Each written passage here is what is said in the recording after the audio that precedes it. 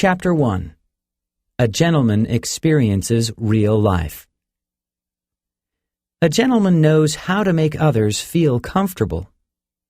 If a gentleman has a cold, and especially if he is running a fever, he declines all social invitations.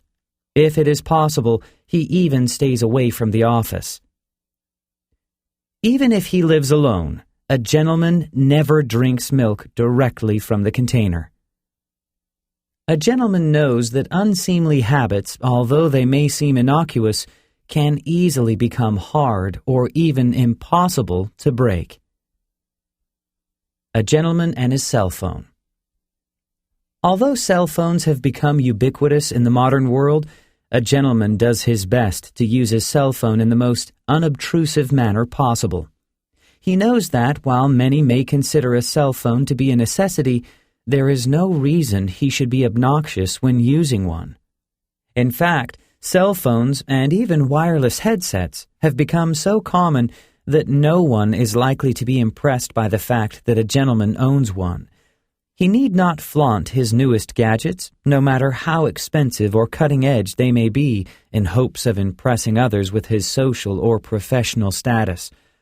A gentleman who seeks to shore up his self-image by the use of gadgetry, especially among strangers, is a very needy gentleman indeed.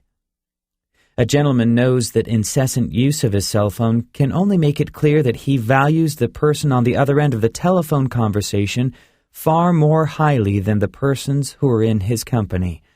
Such behavior is, at its best, ill-mannered and irritating.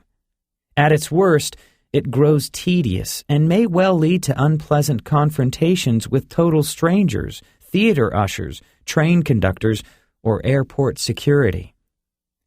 A gentleman's telephone calls, whether they concern business or private matters, are still his personal affair.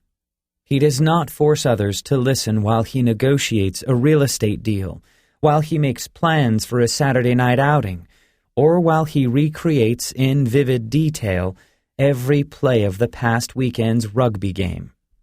Other people, after all, are probably no more interested in the dealings of his day-to-day existence than he is interested in theirs. If a gentleman finds that he truly must initiate or receive a phone call while he is in a public place, he moves to the place where he is least likely to become a nuisance to others. He knows that it is virtually impossible to conduct a quiet cell phone conversation, especially when he is in a crowded restaurant, the aisle of a grocery store, or the lobby of a theater. If the person on the other end of the conversation can hear him, a gentleman had best assume that every other person within earshot can probably hear him too. Even in a business meeting, or when he is conducting business at mealtime, a gentleman still says, "Excuse me," before answering a call, even if it is related to the business at hand. He does not make phone calls during a business meeting unless they are pertinent to the topic that is currently on the table, and unless it is appropriate for the content of the conversation to be shared with everyone else within hearing distance. A gentleman would never be so rude or self-important as to cover the phone with his hand, turn his head away from the rest of the table, and mutter, "Excuse me, folks, but this isn't something everybody here needs to be in on."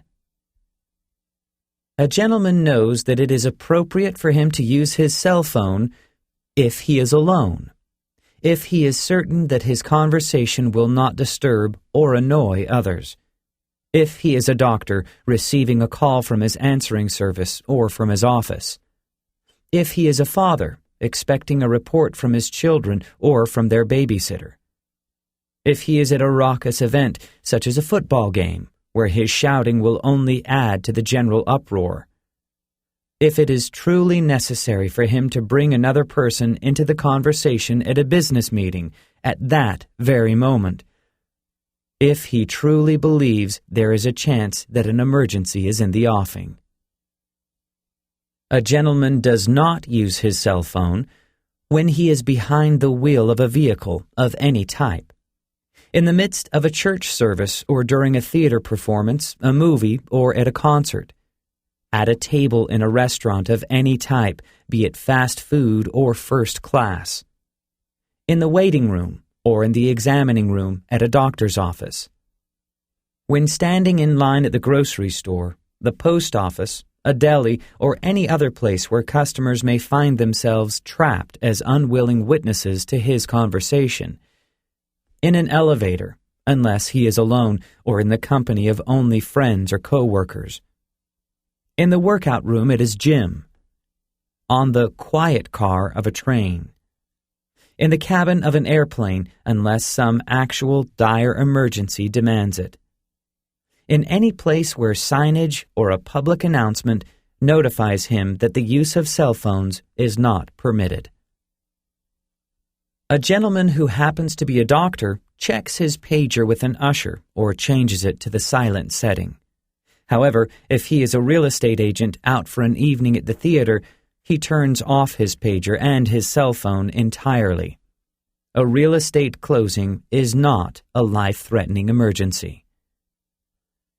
A gentleman does not switch on his cell phone and launch into a conversation the moment his plane has landed, simply because a flight attendant has told him it is safe to do so. If a flight attendant tells a gentleman to turn off his cell phone, his MP3 player, his laptop, or any other electronic device, he does so immediately. He does not behave childishly, attempting to stay on the phone until he has been singled out for having ignored the safety instructions. Although a gentleman may be enjoying music by means of his personal sound system and with his earbuds plugged in, he still keeps the volume turned to a reasonable level, knowing that an earth-shattering sound level may well be shattering the nerves of the persons seated near him. A gentleman does not assume that, because his wireless headset is inconspicuous, his conversations are inconspicuous as well. Whenever a gentleman uses his cell phone or his headset on a crowded sidewalk or in the aisle of a grocery store, he still keeps track of where he is going. No matter how important or intriguing his conversation may be, it still does not justify his ramming into another shopper's grocery cart. A gentleman does not use his camera phone in ways that intrude upon the privacy of others. A gentleman understands that if the taking of photographs is prohibited at any concert or other performance or in an art gallery, that prohibition also includes camera phone pictures. A gentleman does not attempt to walk and send a text message at the same time. A gentleman does not send text messages or check for text messages sent to him during a movie or a live performance of any kind, much less during a worship service. He knows that the glow from his handheld device, no matter how discreetly he attempts to conceal it, will almost inevitably distract others. A gentleman understands that, should he elect to send or receive text messages during a performance or a worship service, the people around him may assume that he has little interest in the activities at hand. In more than a few cases, unfortunately, their assumption will be right. A gentleman understands that, for good or ill, as he walks down a sidewalk while engaged in a conversation via his wireless headset, passers-by may understandably take him for a paranoid schizophrenic.